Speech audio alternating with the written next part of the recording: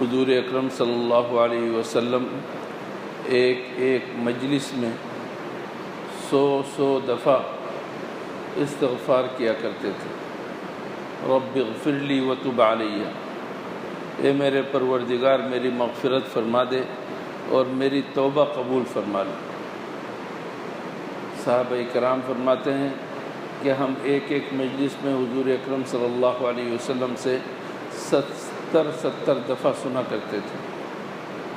حضور اکرم صلی اللہ علیہ وسلم کا معمول تھا کہ جب نماز سے سلام پھیرتے السلام علیکم ورحمۃ اللہ، السلام علیکم ورحمۃ اللہ، تو 3 مرتبہ استغفر اللہ استغفر اللہ استغفر اللہ کہا کرتے تھے۔ یہ استغفار کیا چیز ہے، ہمارے لیے کتنی بڑی سوغات ہے، اس کا اندازہ آپ اس بات سے لگائیے۔ حضور اکرم صلی اللہ علیہ وسلم نے اللہ جل شانہ سے نقل کر کے فرمایا، جس کو حدیث قدسی کہتے ہیں۔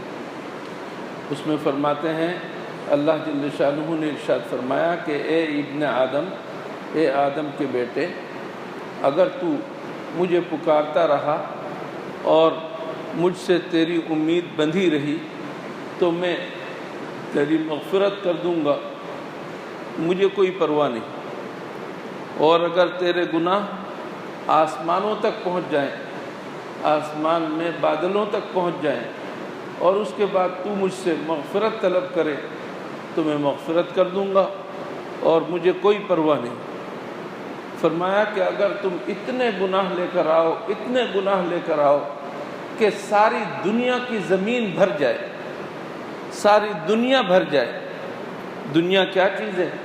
یہ زمین ہے، زمین کے اوپر یہ خلا ہے، یہ سمندر ہے، یہ پہاڑ ہے، یہ ساری زمین بھر جائے، اس قدر گناہ لے کر آؤ، اور تم پھر میرے پاس اس حال میں آؤ کہ تم کسی چیز کو میرے ساتھ تم نے شریک نہ کیا ہو، یعنی تم نے شرک نہ کیا ہو، تو میں اسی کے بھراؤ کے برابر میں تمہاری مغفرت کر دوں گا۔ اندازہ لگائیے اللہ جل شانہ کو کس قدر استغفار پسند ہے۔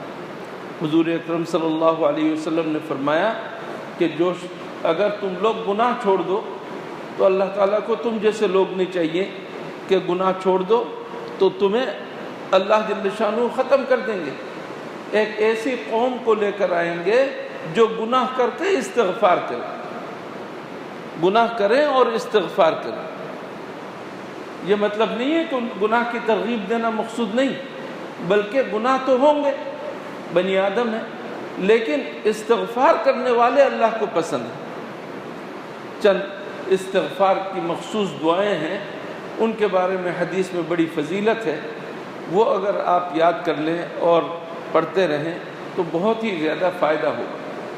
ان میں سے ایک ہے استغفر اللہ الذی لا الہ الا هو الحی القیوم واتوب الیہ، بس اتنی سی دعا ہے، استغفر اللہ الذی لا الہ الا هو الحی القیوم واتوب الیہ۔ حضور اکرم صلی اللہ علیہ وسلم فرماتے ہیں اس کا پڑھنے والا گناہ سے پاک ہو جاتا ہے، اس کے سارے گناہ معاف کر دیے جاتے ہیں، اگرچہ اس نے بڑے بڑے گناہ مثلا جہاد سے بھاگنے کا گناہ بھی کیا ہو۔